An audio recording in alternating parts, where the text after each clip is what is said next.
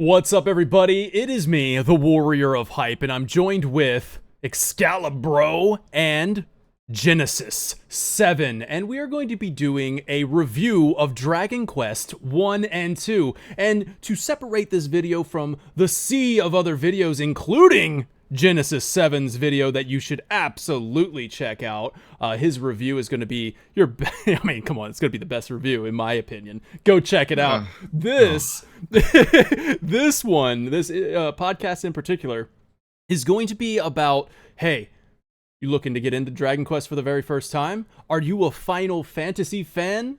Looking at Dragon Quest saying, hey, I know that Dragon Quest was such a major inspiration for Final Fantasy to even begin with. So this series has a lineage here, and it's exciting that this is Dragon Quest 1 and 2 HD-2D remake of those games. And to talk about it, I mean, I think we have the best guest here, Genesis 7, who also is very new to the series in about a year, right? Like you've been playing these games for about a year. About a year and a half now, yeah. Dude, so this is exciting. So Genesis 7 is a Final Fantasy fan. So a Final Fantasy fan discovering the franchise for the first time and now experiencing the remake of 1 and 2 HD-2D remake. So in order to drive this podcast, I'm going to hand it over to Excalibro because I have played this game and Genesis has played this game. But Excalibro, he's going to be the mediator here and drive the podcast forward. So Excalibro, take it away. Deserve, my pleasure. So today we are reviewing Dragon Quest 1 and 2 HD 2D remake, granddaddies of JRPGs reborn in gorgeous pixel glory. We're talking story, gameplay, visuals, audio, and legacy. And of course, we'll find a way to compare everything back to Final Fantasy because we can't help ourselves. Gents, you ready to bring order to this Dragon Quest? Or are we just here to unleash more chaos? Yes. Say, go ahead, Jen. Always here to unleash chaos. It's so good. Every time. Oh, yeah. Every time. Every time. Every time. All right, gents. I just want to say it's a rare treat to interview two dudes as handsome as yourselves. I'll do my best not to get distracted. So here we go. So let's start with a couple of opening questions. So let's start with Jen. What is your history with the Dragon Quest franchise? Oh, it's quite an interesting one, but I'll keep it as short and sweet as I can. So I actually played Dragon Quest back when Dragon Quest 8 came out. I rented it from Blockbusters because I was at a time where I just played Final Fantasy X. I think I may have played 10 too, and I was waiting for 12. And I was like, I want to play some more Square Enix games, or I don't know if it was still Squaresoft at the time, and rented it, and I just didn't jam with it very well. I think it's probably because I was quite stubborn, and being a Final Fantasy fan still, that's what I was used to, that's what I was expecting, and that's not what I got. So I decided to drop it. Flash forward to Dragon Quest 11, which is much like Dragon Quest 8 was the more popular one. It's probably what most people have heard of when it comes to Dragon Quest. It would have been 8 or 11. Played 11, and I put in quite a hefty amount of time into that game. But again, there was just not anything hooking me still. And I was like, it's not for me. It was not me for me. Okay. So I dropped it. Time passed even further, and then we're leading up to the release of Dragon Quest 3 HD 2D remake. And I thought to myself, you know what? I've aged, I've matured. Yeah. I've played many other RPGs now aside from Final Fantasy. I think it's time to dive in. And leading up to the release of that, I went back and played Dragon Quest 1 and 2, but these were like the mobile ports that were ported to Switch. And I don't know what happened, but I was hooked. I was like, I get it. I understand. So from there on, I played 1, I played 2. I went over and waited for 3 because obviously 3 HD 2D remake was coming out. Yeah. I played 4, I played 5, I played 6. I went back and finally played 8, and 8 is now one of my favorite games of all time. And Nice. Currently playing 11 at the moment, very close to rolling credits on that. And then, of course, we've got what we are all here for today, Dragon Quest 1 and 2 HD 2D remake. I never get that wrong, but I got it there. Yeah, like a 2D HD 2D. But That's a brief history there. That is a fascinating one, though. That is like the roller coaster, man. You were like, not for me. And I was in, and I was like, no, it's not in, and now I'm in. You just did like the world tour. Like, that's crazy. There we go. Yeah. Another thing that I thought was interesting about that is that you played Dragon Quest 1 and 2. At least you played the ports. Was that Dragon Warrior or something like that? Like Dragon. I feel like in the States it was Dragon Warrior, but I don't know if that's. But yeah, so they had the ports over there. So you've played these games before, and now you're playing the remake. So that's an interesting perspective as well. Where I'm gonna have to ask. Was there anything that you felt was like, oh, this is an improvement. This is a quality of life improvement. This is, anything like that? Hands down, these are the versions to play. These are the ones to play. I'm not saying don't go play like the ones that came out on the NES, the SNES, the mobile ports. You can if you want to, but this is where you need to be at. Nice. Gala, bro. Carry it away, bro. Yes, sir. Drive the car. All right. So let's dig into the story a little bit. So how well do the simple archetypal stories of DQ1 and 2 hold up today? So as a first time, my history with it is that I have never played a Dragon Quest game before. So this is my first time experience with Dragon Quest this month. This month is my first. So I started with Dragon Quest 3. Thank you so much to Square Enix for providing the code. I was excited about, the upcoming 1 and 2. And I was like, hey, I know that 3 is a prequel. And I know that you had released it this way. Is this the way I should be starting my journey for Dragon Quest? And yeah, even though the numbering's a little different here, they're doing this on purpose. They want you to play 3. This is called the Erdrick trilogy here. So you're following a story arc here. And 3 is a prequel, but now it's kind of the first. So I got 3. I started 3. I played a good chunk of that game, and then I was sent the review codes for 1 and 2, and I was like, I gotta play this. I gotta do this for review. So I played 1, and you know what the funny thing is I would almost recommend it this way in a weird kind of way, because at least to a certain extent, I started 3. I got introduced to Erdrick. I know who he is now, and then I was like, all right, pause, start 1, and now they're like, yo, Erdrick is a legend. He is he saved, he did all this, and he's the ultimate hero, and you are a descendant of this guy. And I'm like, yo, this is a hype trailer. This is an 11-hour hype trailer for DQ3. I kind of gotta go back and play that now. Like, I have to experience that story. So yeah, there's that was my experience with it, where I think this story, it's like you said, it's pretty simple, it's pretty straightforward, to say the least. It's full of melodrama and like the characters and the way the story is told. You got the punny names of the monsters, like Rottenweiler. Oh yeah, I get it. It's good. You get that. You get the slime that you're fighting. So it's very it's a very like whimsical story in a way. So I did enjoy it as a like palate cleanser in a way. Like, I don't know, like it was just kind of like your just not bare bones, but like you're going through this adventure. You're on an adventure. The game does a great job of making me feel like a hero. Like these HD-2D cutscenes that they put in there, where like comes in, their main character comes in and like slashes the screen and like taking care of the enemies, another surprising thing is it's a solo act for Dragon Quest 1. I didn't know anything going in, and I was like, I thought I was going to gather party members as I went. No, it is a solo act all the way through, but man, you feel like you're a one-man show anyway. So I liked feeling like I was the hero. I'm the legend. Like everybody's really excited that I'm here, the descendant of Erdrick instead. So Yeah, I kind of liked it as a palate cleanser. What about you, Jen? I think it's quite unique Hmm. with these three games because obviously they were originally released one, two, three. They're being re-released as 3, 1, 2. Yeah. So my understanding, and from what I've experienced, obviously they want you to experience 3, 1, and then 2. And they've catered the story towards that. And they've done a really good job of doing that. But that doesn't mean you can't start with one.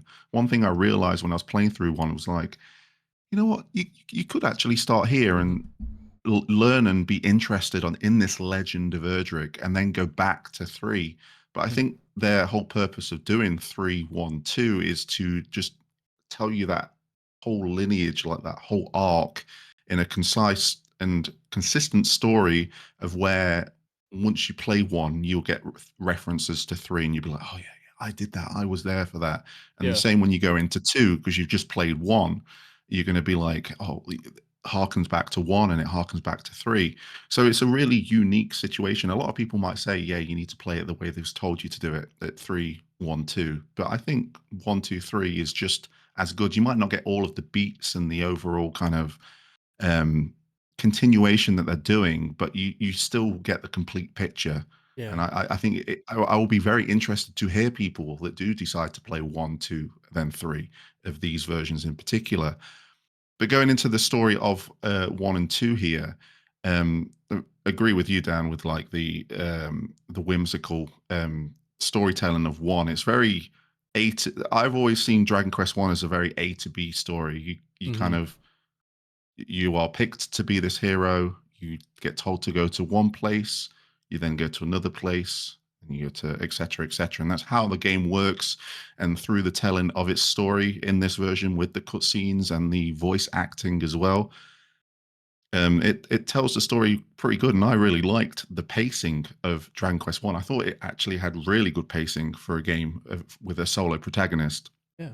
And then um, speaking on 2 as well, 2 just takes it to another level because you've just had this. The way I see 1 is a prelude to 2, Hmm. and that isn't bashing 1 whatsoever. That's not like belittling it or saying it's not worthy of your time. Yeah. It is a really good prelude, but 2 just takes it to a whole new level and caps everything off. And the fact that you've got a party of 4 Yeah. here, and this is a very unique situation in the Erdrick trilogy with 2, because in 3, your party didn't interact because you created that party. You chose their vocations or their jobs for those that are well versed to Final Fantasy.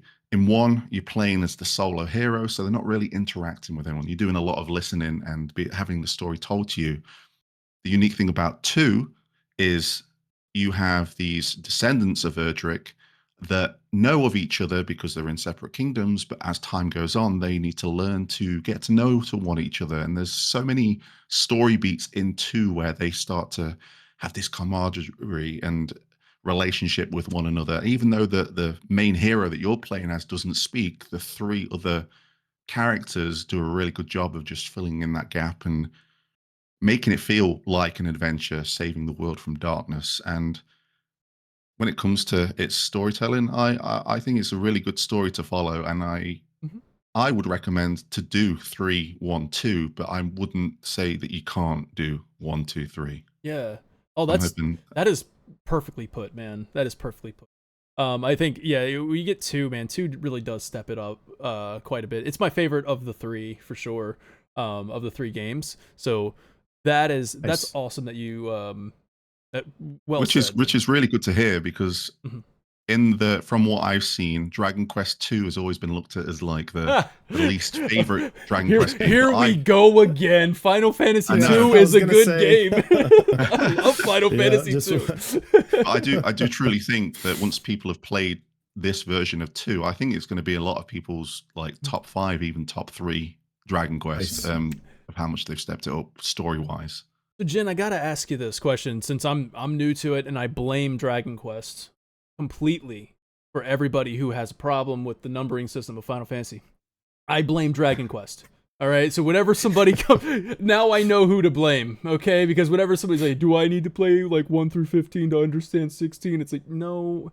No, they're all separate. Now I blame Dragon Quest because do I need to play 1 and 3 to understand 4 because this is the end of the Erdrick trilogy, right? Like is 4 like a is it like Dragon Ball where we get a separate arc now? We get what's going on? We I can mean, you, lightly obviously it's, we can't it's spoiler it's funny. There's people out there that think there are connections between all the games. That Mhm. there's some kind of story um, connection, and there is. I mean, without spoiling 11, 11 is closely linked to 3 Oh, okay.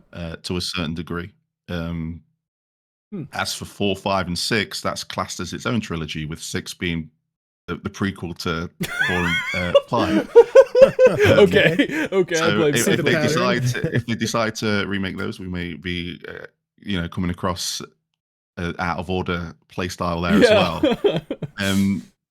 But there's a loose connection. There's definitely things that were revealed in this game, especially later on in the game, that Mhm. does have a little bit of a link or like a common thing. But I think with Dragon Quest, you can actually play these games like you would with a Final Fantasy.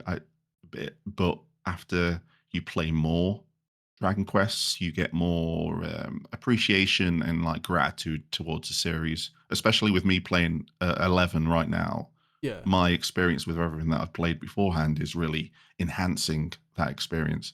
So, and that can apply to any of these Dragon Quest games that I've noticed. So, Nice. And we don't comment any further on this, but as a nice little teaser for you, it was in the official interviews and stuff like that. The producer of Dragon Quest did say that they added some additional content to these games. So for anybody who has played these games before and think you know what to expect, one of the quotes was that like, hey, we wanted to change some things enough that people won't say this is a completely different game, but we also didn't want to keep it the same. Whereas people say, "What's the point of buying it?" So they did add in what they like what the producer was hyping up. I wish I had the name. I'm so sorry. But was hyping up as like, "Hey, there's a little secret. There's a secret here that will make fans very happy." So there's a little tease for you. Um, Nice. Now, yeah, go ahead, Excalibur. I was just that this is great. I feel like we got a nice little slice of the story here. Get to see how things interconnect a bit. So let's just push on to gameplay. So these games are sort of famously straightforward, right? So how do they how do the remake specifically balance that like classic simplicity with modern expectations? Or is it sort of just kind of leaning into the nostalgia of the older titles? Go ahead, Jen. You Dan, take the. You, oh, I was gonna say okay, yeah, Jen okay, would be able to okay. take I this one, can I think. I can take one. I can Yeah, take this yeah, one. I Yeah, think go it does a ahead. bit of both. I yeah. think it does a bit of both because it retains its first-person battle system, Mhm. which, from my experience, is always a topic of debate because a lot of people want to see the animations, which I can understand. But I think, for me personally, throughout my whole playthrough of 1 and 2, I've never once was like, oh, this first-person battle system. Um, but at the same time, if they were to introduce a third person battle system, Yeah. I'd be all in for it. It's just one of those things. But I think it's very suited to this game to keep it first person. Mm-hmm. So that leans on its nostalgia.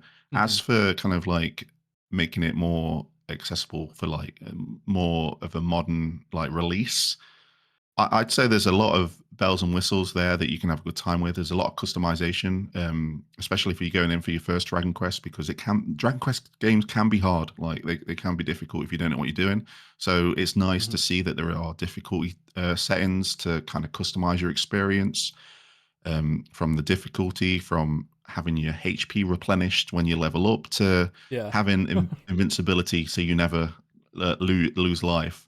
So they're all nice. A lot of people might frown on those, but if it makes it accessible for someone to experience these games, I'm all for it because these are great games.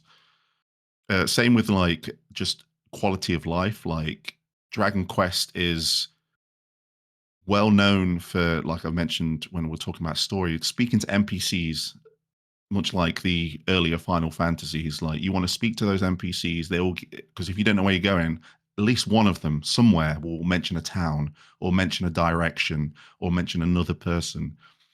And that can be, in this day and age, not everyone's cup of tea. They just want to go to the next location. So you've got map markers Yeah. and you've got quest descriptions of giving you a clue where to go. So that's all there as well. And for those that want to collect all the treasure chests, there's an option to turn that on as well if you want to not miss any treasures.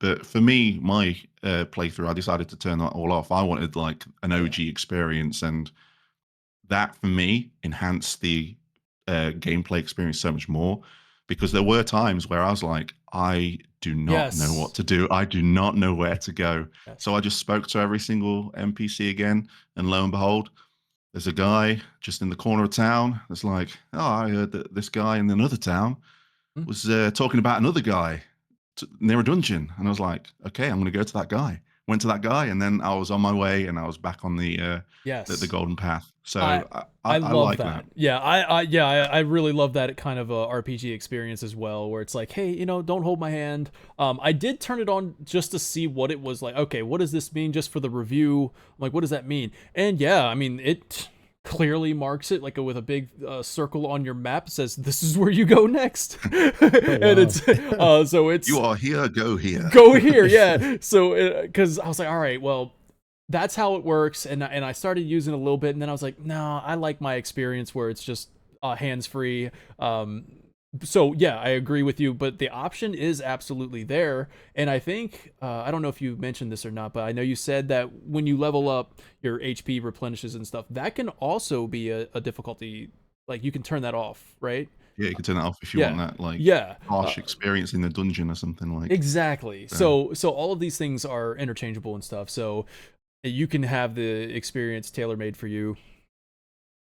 I will say another thing for me was that you can, I imagine this wasn't in the original game, but you can tab with LB. You can increase the battle speed, and turning it to ultra fast was great. Yes. Yeah. And then also turning it to, because you can have it set to where the AI controls your party. At least in Dragon Quest II, you can have it say like, hey, I want the party to be focusing on healing, or the party focusing on, you know, playing smart or whatever. But it's like, you can turn all that off and actually control your party members individually, which that's the Final Fantasy experience. So obviously that's what I wanted. So yeah. That's a good segue into my next question. So Dan, if a Final Fantasy player came into DQ with this title, what mindset should they adopt?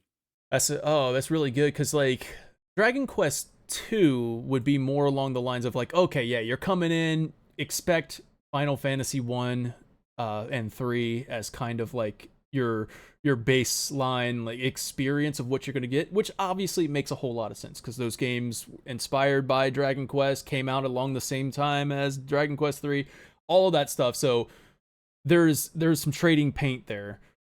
I would say get into that mindset, but with Dragon Quest 1, that is it's I don't know if I want to say like it's like the Pokemon experience, like it's almost like a Pokemon experience, because you got your solo character running, so you're not doing the party, and you really have to think about, it's like if Pokemon was on hard mode or something, where it's like, okay, well, one character, and if there's 5 enemies, well, they get 5 turns before you get one.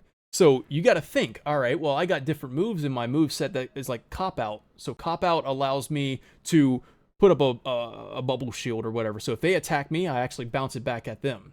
So it's like, all right, this is actually kind of a defensive mechanism. Sometimes it'll work, sometimes it won't. You're taking a risk here, but there's 5 enemies, so it's like, hey, I kind of need to take the risk. And then there's other things. It's like, well, I need to increase my swiftness, and that allows me to dodge attacks. So now I'm taking my turn to say, I'm buffing my quickness up here real quick. I'm going to hopefully dodge a lot of these attacks, and then I'll get my turn next time, because that quickness will stay for a little while longer, and that allows me to get my turns in a little more safely. So you're utilizing your ability moveset with with Dragon Quest 1. you're kind of utilizing the moveset a lot more. Whereas in a Dragon Quest 2, you got your party, so you get a more traditional Final Fantasy experience there. Whereas Dragon Quest 1 it does feel a little more unique compared to the other Final Fantasies, but still, or to the other games like Final Fantasy. It's a Final Fantasy podcast, so that's where I'm at. But yeah, Dragon Quest 1, you go into it with the mindset of like, yeah, this is like old school RPG, but you might end up kind of like falling in love with the world more through 1 because it's such an adventure as you're learning what Dragon Quest is. Oh, you got the slime. Hey, I remember those little stuffed like animals, the little stuffed teddy bears that people have of the slime. That's there they are. And so it's like discovering a chocobo for the first time, and like these iconic creatures for the series. So Dragon Quest 1 was a nice adventure stroll, whereas Dragon Quest 2 felt like more like your Final Fantasy experience. 1 and 2. 1 and 3. Nice. Yeah. So speaking of the slimes and sort of the visual and the whole like aesthetic, so how does the HD-2D art style enhance the charm of sort of these like classic monsters and locations and looks and stuff like that? What would you say, Jen? You've seen some of the older stuff, so what's your take on that in terms of the visuals? I think it just gives it so much more life. I mean, like all of the enemies are like animated, and it just animates so smoothly. The whole HD-2D, like if you think about the history of HD-2D, from like Octopath to Triangle Strategy, I think Live Alive and to Dragon Quest, if you were to put them all next to each other, you can kind of see the evolution of it. And I do think that Dragon Quest is the most vibrant of them all. It's just full of color, and with it implemented in these games and comparing it to what they used to look like I say, it's just full of life. It adds to that feeling of adventure, the feeling of just a good time, and having these bright colors. And I'm not saying it's bright all the way through the game. There's definitely some dark place. There's going to be caves and caverns you're going to go through. And there's a lot of... Ironically, the HD-2D shines when it's dark. Like, yeah, it is. Nice. It looks so good whenever you're in a dark environment and you got the like a torchlight. Man, yeah, HD-2D got like the misty yeah. cloud, like the mist. Just it just gives it so much more atmosphere, and just makes it that more than just looking like you're looking through a pixel game, because it's obviously pixel graphics on a 3D background most of the time, and they just managed to merge that so well. And there was never a moment where I was like, oh, that looks horrible. It wasn't like that at all. It was just beautiful all the way through.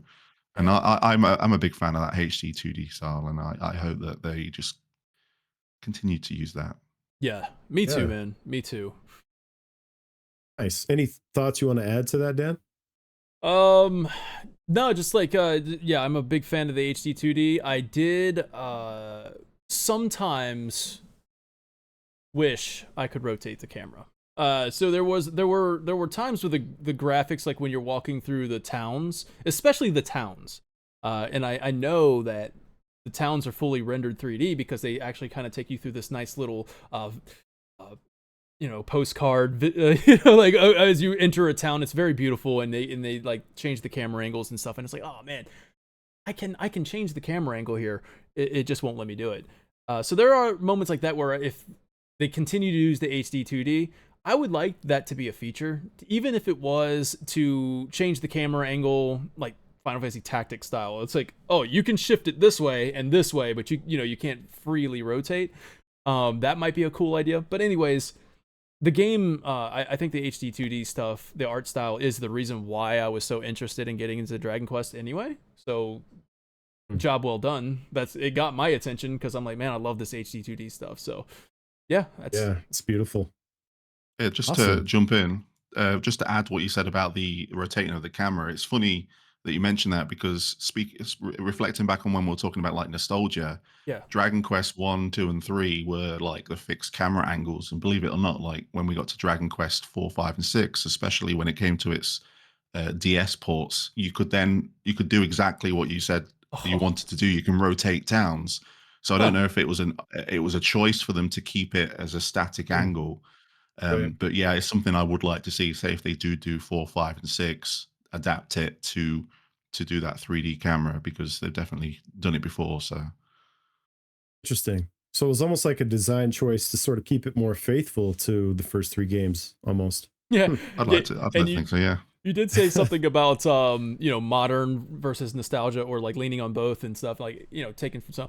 There is one little cool, nice little sound effect, and I guess this goes into audio, but like when you finish a fight or whatever, it's like like it gives you like that classic NES style sound of like Nice.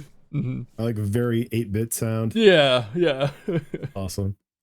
Well, let's move on into the audio. So what what are the tracks like? How do they compare? I guess this is for Jen first. How do they compare to the old school tracks? I'm guessing there's like sort of a new orchestration, right? Something that they've enhanced with the audio to go along with the enhanced visuals. You want to talk Yeah. about that a little bit? Yeah, sure. These tracks in these HD 2D remakes definitely sound like they've been re-recorded by an orchestra. Hmm, Because okay. with Dragon Quest music, it kind of you've got your 8-bit ones, then you've got your 16-bit kind of like synth ones, and then you've got some of I think these tracks have been orchestrated before, but these are definitely newer orchestrations, and I believe it's been said somewhere that they are newer orchestrations Mhm. of these tracks, and again that just adds to just listening to an orchestrated track just throughout the whole game. There's no like changing of the type of soundtrack. You are getting consistent orchestra throughout this game, whether it's an adventure beat when you're on the world map, or like a mystery type sound when you're in a cavern, or just a jolly kind of upbeat, hey, this is a town full of life. It is able to keep it consistent throughout. And I have said for me now, playing a lot of Dragon Quest, every time I hear any kind of Dragon Quest track, it just feels like home. Like I'm coming back Mm, home. awesome. So For me, it sounded like when you're at an amusement park and you can hear you can hear that the soundtrack or whatever, the music playing in the background at an amusement park. It's without the drums. So this is very very uh not classical. I don't know. I'm trying to. I don't know where orchestrated is the word. But don't expect like you're not going in and expecting like Nobuo Uematsu's Final Fantasy style. Like we're switching this stuff up on the dime. Like we're playing something different now. We're playing rock music. Now this is very it's very fantasy, like just orchestra fantasy, and it's no drums. I don't think were in the music or anything. I enjoy the music. It's not for me. Like it's like I respect the music, not for me. So that's my thoughts on the music of it. But if you really enjoy that like amusement park, like I'm on an adventure. Like I'm on an adventure through medieval time type thing. Like this is what you get. Okay.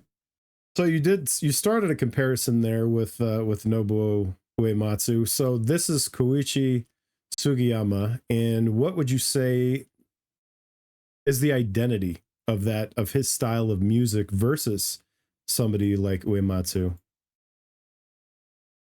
Go ahead, Jen. uh, yeah, I'd say with Uematsu is very. I wouldn't say. I'm trying to look for the word. I've got experimental in my I had that mind, pop but in my mind too. Yeah. I don't know. Mm, I don't know if okay. that's the right word to use. I think I'm thinking experimental because of the range that Uematsu has. Like Yes. you could listen to Sure. a classic orchestrated piece, to a rock track, to a organ piece, to anything. But with the Dragon Quest music, the identity is always the same. It's the consistency between all Dragon Quest games. So you'll always.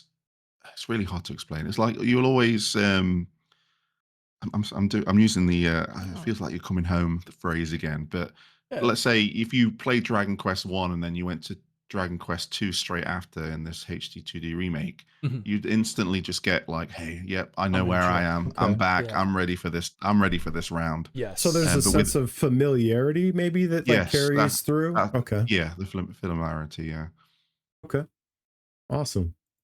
So were there any tracks that stood out to you, either of you, like just in specific, anything that really just sort of made you pause and go, yeah, if there's audio that would sell somebody who's never played a DQ game, what would that be for you if you encountered that? For me personally, I'm always a fan of the world map music. I really like Dragon Quest One's world map music because it gives you the sense of Mhm. exactly how you're feeling. Like, where do I go? What do I do? It really captures that really well. And Mm. on the flip side, with Dragon Quest Two, that world map theme starts off very similar because you are just starting off on your own. You kind of starting off as the prince, and you're going to find the other print. You're trying to gather the other descendants of Erdrick. But Mhm. then when you get that full band of characters, the world map music actually changes to a very more upbeat. Hey, Yeah. we're on a Oh, we know what nice. we need to do. We're on an adventure, and it's a bit more upbeat. And what it also does well, because in Dragon Quest 2, because the Dragon Quest 1 world map is implemented in the Dragon Quest 2 world map, when you go to that area, the Dragon Quest 1 world map plays again. So you get that sense of like, if Well, you, that's especially slick. if you're playing them back to back, you're like, okay, Yeah. I know Okay. where I am. I know where I am. I know where this town is. And Yeah. that familiarity works its way back in again. So I world map music for sure. love a game that does that, man. Like when you get the party together and now it's like it just feels like you've unlocked like you've accomplished something. And now the music is there to signify it. Yeah, I like that a lot. Awesome. Any particular track stand out to you, Dan? I know you said it's not necessarily your cup of tea, but did Yeah. you have a banger or two in there that you liked? I like to echo what Jen said basically, where it's like, yeah, when that does happen, like when you like that feeling of accomplishment where the music is there to assist with that, the familiarity of it all, like going even playing a little bit of Dragon Quest 3 going into 1 2 and like yeah, definitely I can see where a lot of people are start like fall in love with Dragon Quest, Mm. right? Like playing through the game, I can definitely see how people are like, yeah, this is, you know, this is my Final Fantasy, right? Like I love Dragon Quest, Yeah. and they stick with that ride or die type thing. So yeah, I think the music is very important to that as well. It aids to the the feeling. So I'm going to throw this out there. This just popped into my head. So would you describe it as more cozy, like feeling at home than sort of the more, I don't want to say erratic, but varied music that you would Hmm, see in maybe a Final Fantasy or something like that? I would. Yeah. Yeah, I'd say cozy. Definitely for me, it might differ for other people, but for me, I always just kind of I can just zone out Yeah. and like Mm-hmm. not rock out necessarily, Yeah. but just zone out and just kind of No. like Yeah. appreciate it for a second, and then be like, okay, and then Absolutely. then I'll take that step, and then I'll get into a random encounter, and then it's the battle theme. But Mhm. I definitely can. It definitely feels cozy to me, and I think that's a good thing for me. It might Yeah. not be for everyone else. Yeah. Oh, I could dig it. I'm Mhm. definitely a big fan of a good cozy game. Mhm. So let's move into legacy. So these are two foundational JRPGs. So both of you gents have played a lot of RPGs, and how do you view this now, Dragon Quest 1 and 2, in terms of the DNA that may be carried forward into things that we see now? So I think in terms of legacy, but do you feel like these remakes are more of just sort of historical curiosity, sort of looking back? People want to be able to play the old game that's just maybe tuned up or looks better and sounds better? Or is there something more here to take away? Can you see maybe what these games have sort of gifted, all of the creators that have come forward out of this genre? Hmm. A good question. Kind of a big question, I know, but Yeah. It's a really good question. I mean, like for me, it started out as historical curiosity, like 100% because we're doing the reviewed and ranked of all the Final Fantasy games. So playing, Yeah. going from Final Fantasy 1, 2, and now we're going up on 3. But every time we do that, we do development history, and we learn that hey, Dragon Quest was such a big inspiration. It was a not only an inspiration, it was a target. it was the objective for Hironobu Sakaguchi to surpass Dragon Quest. Like it wasn't just oh I'm inspired by, but also we want to make an RPG that can surpass it. We want to get our numbered titles above theirs before they can. Like we want to catch up and move past them, and like stuff like that where it's like oh okay, so there was this like rivalry. Here lies Erdrick. You know what I mean from Final Fantasy 1. Yeah. So Absolutely. so there was that curiosity of like okay, I want to know what Dragon Quest is. I want to know all about it. And then, playing the game, I'm like, yeah, man, there's something here. There's something here. And as I'm playing through them, and I even asked about, okay, I'm curious. What about 4? And that's why I asked the question. What happened? What's going on? Like, I just jump right in. So I'm curious what Jen has to say about this one. Since you discovered Dragon Quest a year ago, and now it's like, all right, now you kind of have a more of a complete understanding of how you feel about it. Where either I'm just super recency bias on it. So Yeah, sure. I think if anyone's got a curiosity for Dragon Quest, or if anyone's a fan of RPGs and they've played a lot and they're looking for something, I think this is definitely a trilogy to point them towards because it does reward that curiosity. Because a lot of games that we play now stem from these games at some point or another. For me, when I decided to finally bite the bullet, I think I was at that point where I was like, I really want to dive in and see what these games are about. Like I hear about them all the time. Like I've crossed paths so many times, and I've been stubborn sometimes. Sometimes I've just not been interested, and sometimes I've just not vibed with it. And I wanted to know why that was. So I decided to start from the beginning instead of going to like the most popular because I wanted to um, witness the evolution of it. And for me, that really it worked to the point where I was so excited to play these two games in particular because this is the first time where I've played a remake of a Dragon Quest game. I've actually played the original, like a right, version of the original. yeah, Right. Um, so, and I think it does a good job of like these ones in particular showing people like, hey, yeah, this is what Dragon Quest is all about, and especially with one, like we're in a very unique. Just touching back and talking like about combat specifically, it's a very unique situation where you have a solo protagonist throughout the whole game. You're not starting off with as a solo character and gathering characters. You are having to really dive into the systems of the game.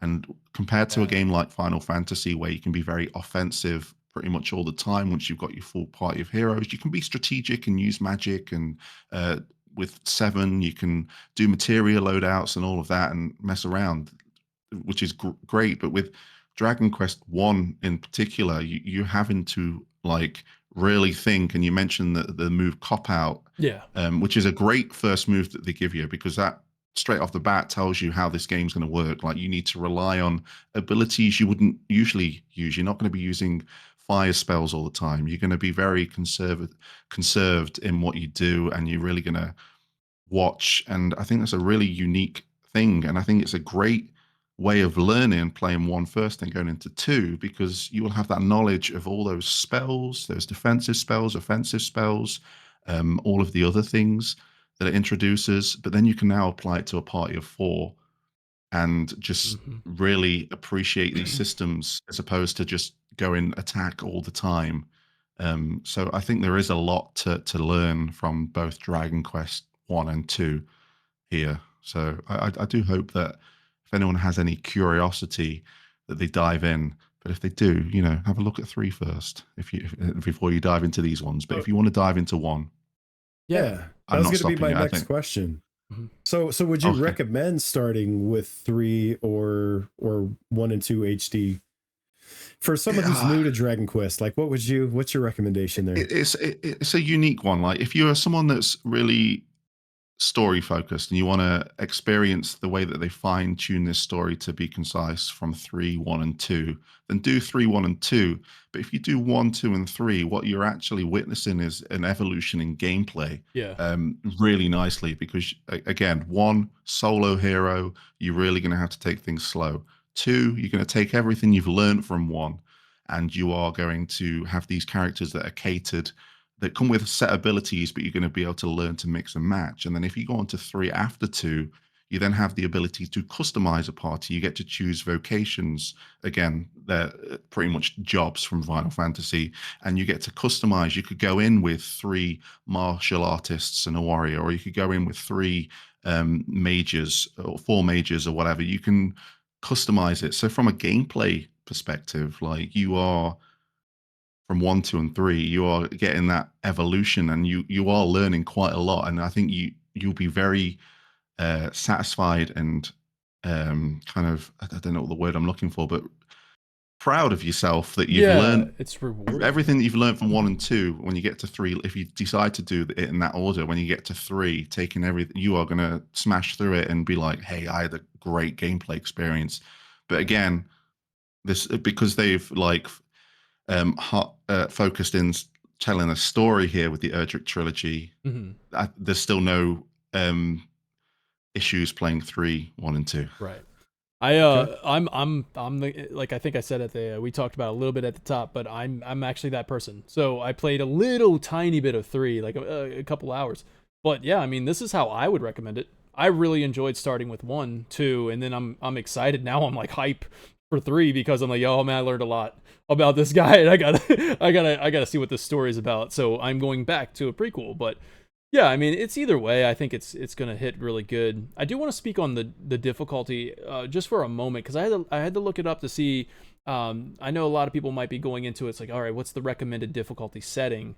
And we talked about the different things that you can toggle on and off and things like that. But the more descriptive difficulty settings here is like, you got Drakey Quest or Draki Quest, which, I mean, this is your easy mode essentially, where the enemies are going to be dealing less damage.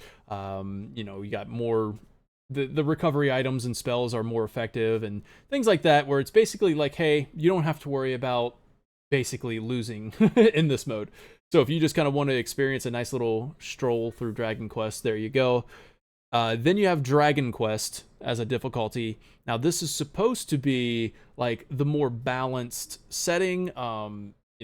Everything's flowing as normal values, and the enemies scale naturally as you explore each region, and things like that. But then there's the Draconian Quest, and this is actually supposed to mirror the original game's difficulty. Like, so if you want,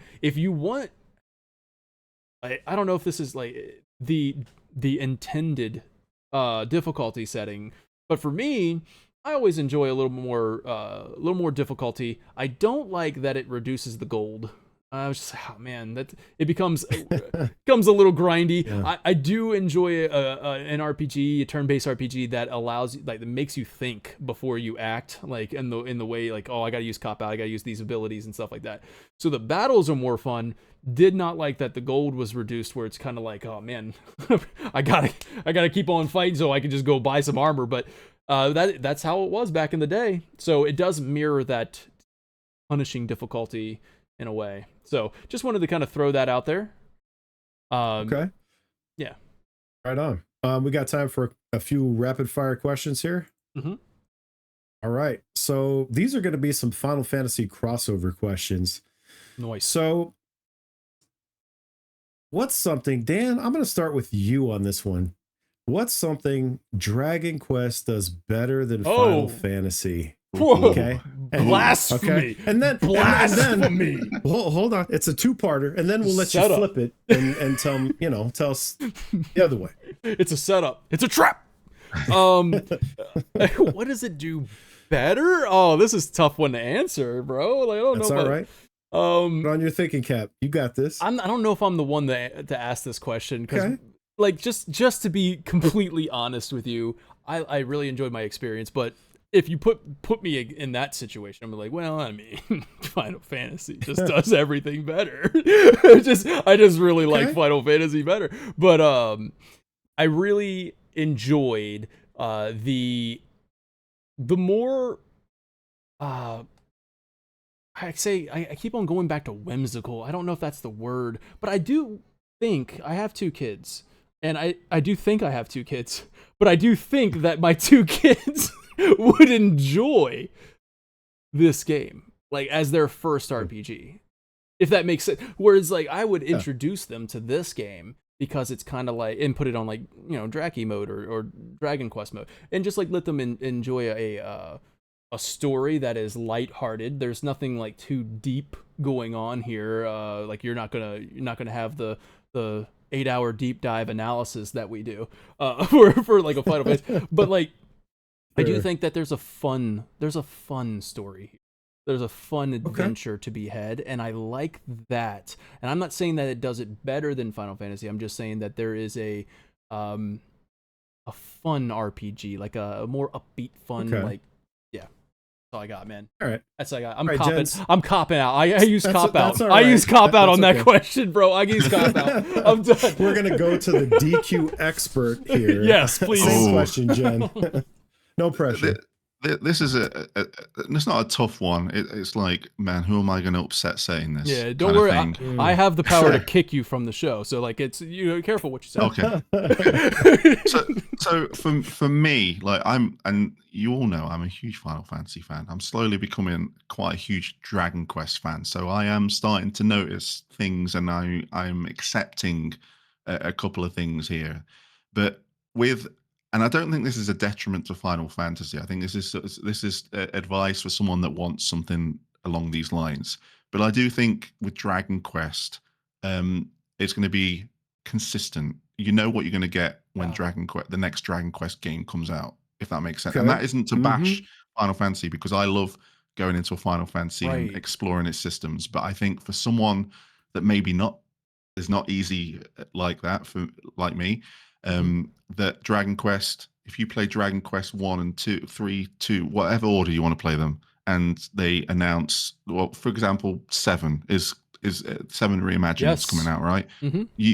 With you playing 1 and 2, you're going to have a pretty good understanding what you're going to get into with 7. And I think Dragon Quest does that very well. It keeps it, I would use the phrase, it keeps its identity, but I feel like I'm going to be upset like some a people. big box. No, but I totally get it. Okay. I hope people understand what I'm saying. That isn't a detriment, like it's not bashing Final Fantasy, because I love everything about Final Fantasy 17, whatever it may be. I'm all in. But if you were to lay it to someone that might not be on the internet as much as us, or you're trying to pitch it to someone, I think that's a very easy thing to say. That is a great example, honestly, because I mean, even if you go to Final Fantasy 1 and then 2, it's like, what is going on? And then you go back to 3 and you're like, oh, okay, back to familiarity. 4, whoa. You know, like there is a definitely a changing it up a lot, which makes Final Fantasy exciting to me. But that is a great way to say, hey, consistent. You know what you're getting with Dragon Quest. I like that. Okay. Great so answer. Dragon Quest is very safe, very familiar, very homey. Is kind of what you're like saying. Coming home, like Jen says. Like coming home. Yeah. Okay. I could dig it. Okay. So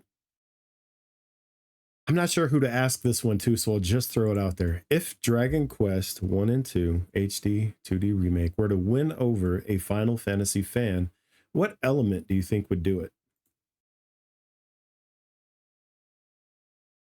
I think it would be its exploration. Like Dragon Quest does its I guess should have been my answer for the last question.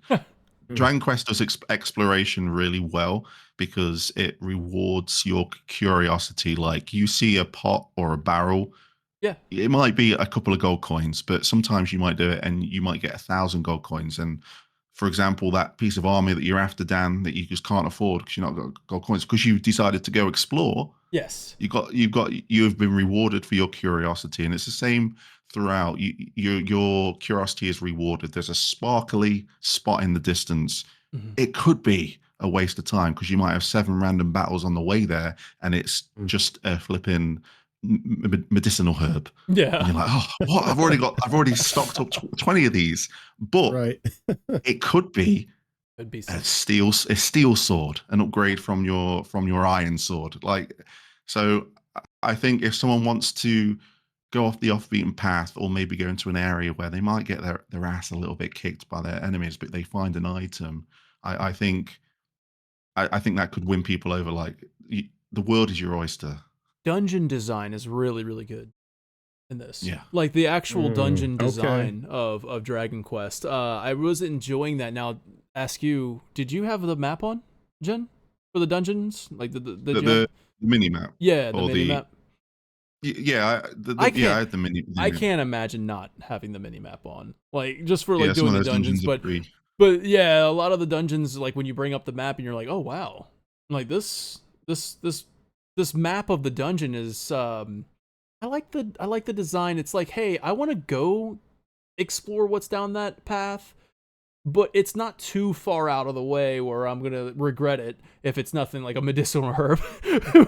But it's like most of the time in the dungeons, those are pretty rewarding chests that you can find There's down those always a paths. there's always a fork in the road with Yeah. dungeons, and Mhm. sometimes you might find the right one, and you jump And into a cutscene, and you're like, damn, I thought this was the yeah, wrong way. right. Yeah.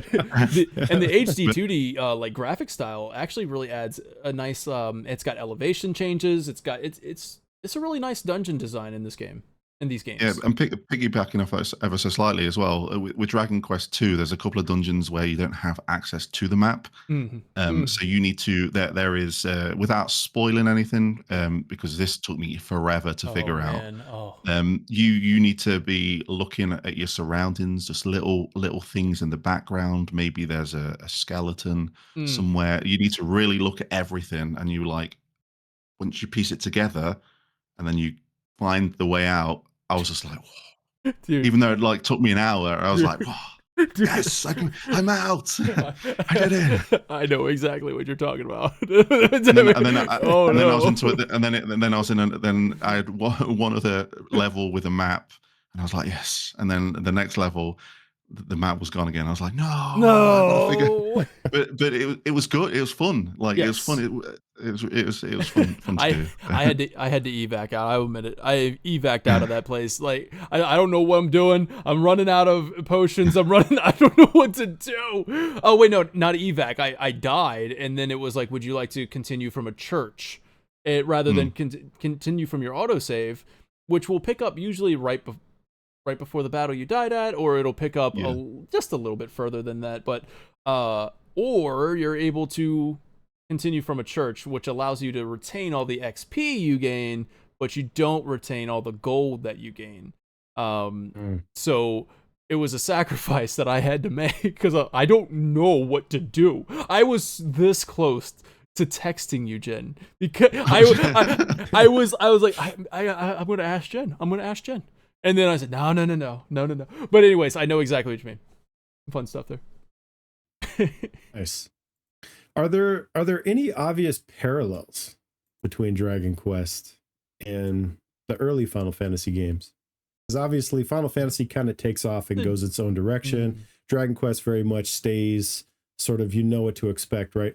So do you see any parallels or influences in the earlier titles there?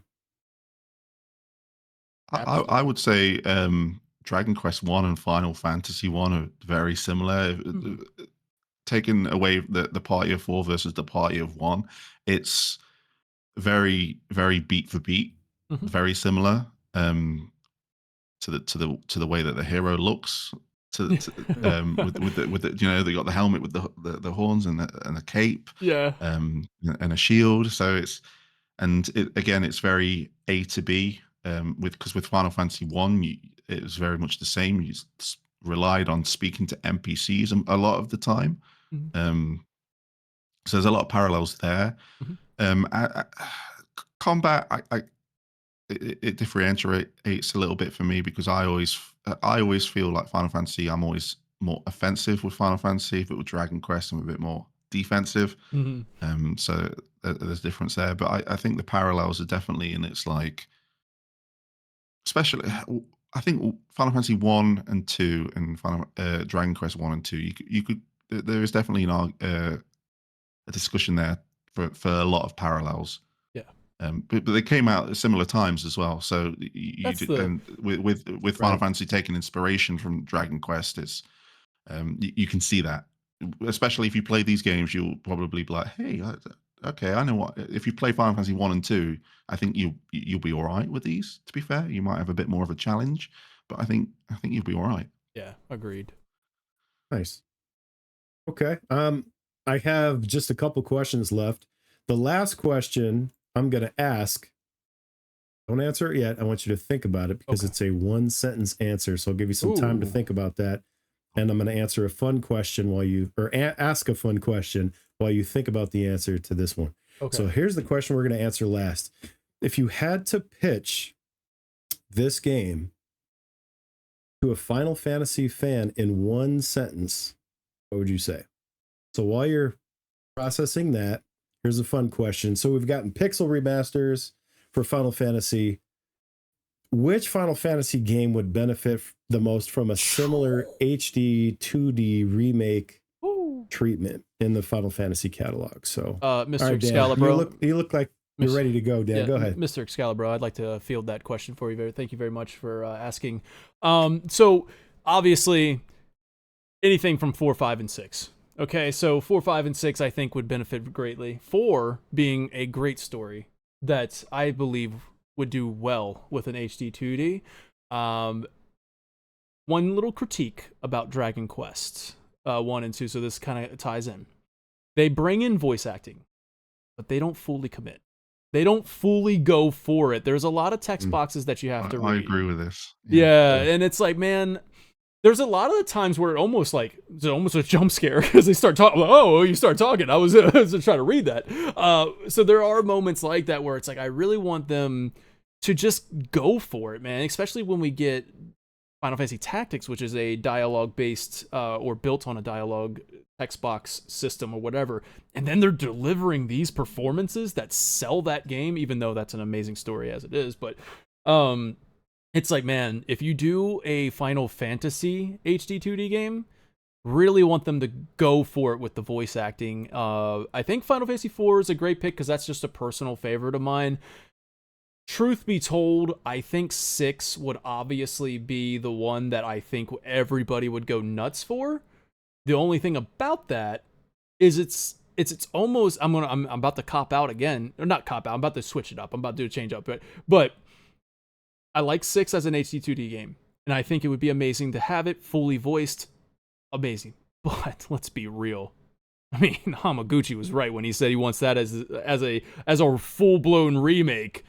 All right, that would be what I want for 6. So if you're gonna do that for 6, give me 4 or 5. And then if I had to like just switch it up and give you a bonus answer, come on, baby, Chrono Trigger. Oof. Yeah. Okay. You stole all the good answers. I don't know what you're gonna say, Jen. But it's your turn. Well, I can see like echoing off that. For me personally, I would love 5 to get it out of everything, just because I mean it's not much more these days, but definitely like probably like 5 so years ago, like 5 was always never looked at. Maybe I wasn't looking in the right places, but I didn't see a praise for it as much as I've started to see now. And I think 5 is quite a good one to do because 5 often says it has, for me as well, it does have it has a good story, but it has a weaker out of 4, 5, and 6. But I think if you throw voice acting in there, the fact that these characters did so much through its their emotes, their pixel emotes, I think you could have a very fun play around with 5, and then you've got like all of there's so many nice locations. You've got 2 worlds you visit in 5. Seeing that in HD 2D would be great, and then you've got all the pixel art for every single person's job as well. I think that there could be a lot of fun to be had with 5, and I think it would give 5 a brand new light out of the shadows of 4 and 6 that it sometimes gets. I like that. Oh man, Yeah. And 5 take is it back. That it's great the style. answer. I was gonna say, Yeah. Five. I would live fits to the see style. 4 and 6 as well. Yeah. Well, Give- of course. Give us Just to Final tease me Fantasy from- 1 and 2 HD or 2D. Come on, man. Like give it Final Fantasy 1 and 2. Let's go. And just start from PSP 1. versions. Yeah, They just need to re-release those PSP versions. Oh, of 1 beautiful and 2. beautiful games actually. Yeah, so All right. you asked if you had to I did. pitch this to a Final Fantasy fan in one sentence, what would you One say? sentence. Jen, you have to answer this first. I've not even thought about it. Now you're putting me on the spot. I will improvise this one. Okay. I would say, in one sentence, One if I was sentence. to pitch Dragon Quest, I'm Mhm. thinking as I'm saying this, so if this ends up being a long intro, you know why. If I was to pitch Dragon Quest to a Final Fantasy fan, Mhm. I would simply say the sentence. Yeah, a lot of great would sentences out there that It would go something along the lines of what I'm about to say. Yes. And what I'm about to say I agree, is the actually. sentence. I love all It's the the sent- commas and semicolons, and you're doing great, by the way. Thank you. Yeah. Okay. Play Dragon Quest if you want a nice experience. That's All right. really bad. No. That was really Mulligan? bad. No, Mulligan. do not give me a standing ovation for that. That was horrible. Let me rewind that back a bit. Hold on. Reroll. No, I think if you are looking for something to engage in with systems and just some more critical thinking, play Dragon Quest. There it is. Love I it. like that. Try. Let's see. I was just stalling For- for Danny. That's all I was doing. Yeah, and I Giving wasn't you more even. time I to was do- just laughing at you. I should have been thinking. Now I'm on the spot. For for fans of Final Fantasy 1, 2, and 3, Dragon Quest 1 and 2 HD-2D remake is a fun adventure, for you and me. Semicolon. You're almost there. Semicolon. Semicolon. Good. No. Yeah, like, all right. So for fans of Final Fantasy 1, 2, and 3, Dragon Quest 1 and 2 HD-2D remake provides you with a fun, whimsical, straightforward, but enjoyable adventure. Did I say adventure twice? I don't know. That was in parentheses. For you to enjoy, get lost in, and fall in love with a brand new, iconic, legendary, lots of commas, series. Nice. Thank you. Let me redeem Print it, myself ever so slightly. Send it to the internet. Let me give you a round of applause first before Thank I just give one more sentence. Play Dragon Quest for an enjoyable experience. Final Fantasy fans, if you are interested in Dragon Quest, there is no better place to start than with these games. Just put it on the All right. back of the box. There we go. Let's go. Oh, That's yeah. it. That's amazing. Great. I'm gonna put it on the thumbnail. Thank you very much for that. No problem. That's the best All right, one. I got to take a crack at this too. I Go can't for let it. you guys just suffer by yourselves. Thank you. How about something like experience the games that fueled Sakaguchi to Oh. make the masterpieces that are Final Fantasy 1, 2, 3, etc. Etc. There you go. Experience There the you go. games that inspired masterpieces. Hey. No, that dude. I'm trying to get Final fans. I don't know. Hey, Final fans. That's all I got. There it is. I hope you enjoyed this review podcast of Dragon Quest 1 and 2 HD-2D remake. I want to know, are you picking this thing up? Did we convince you to buy it? Are you going to experience Dragon Quest for the very first time? If so, please comment and let me know as your journey unfolds. I'm very curious of how you take in Dragon Quest for the very first time, or if you're just like, dude, I love Dragon Quest and I'm very excited, like Jin was, to play these games. This has been a fun little discussion about. I kind of like the discussion review format of a video game. So hopefully you guys also enjoy that. If you do, please let me know. If you don't, and you'd rather see a more condensed video, and you're like, I just want give me the points, man. Well, then that's where you go over to Genesis 7, who is going to have that video for you. And even if you like this podcast and you feel like you got everything you need out of it, still go over to Genesis 7 and let them know that you watched him over here on Final Fan TV. Give him a comment, and those engagement numbers go up, and you'll find out that he makes great reviews. And you're like, oh man, what? Subscribe. Thank you very much, everybody. You take care now. Bye-bye then.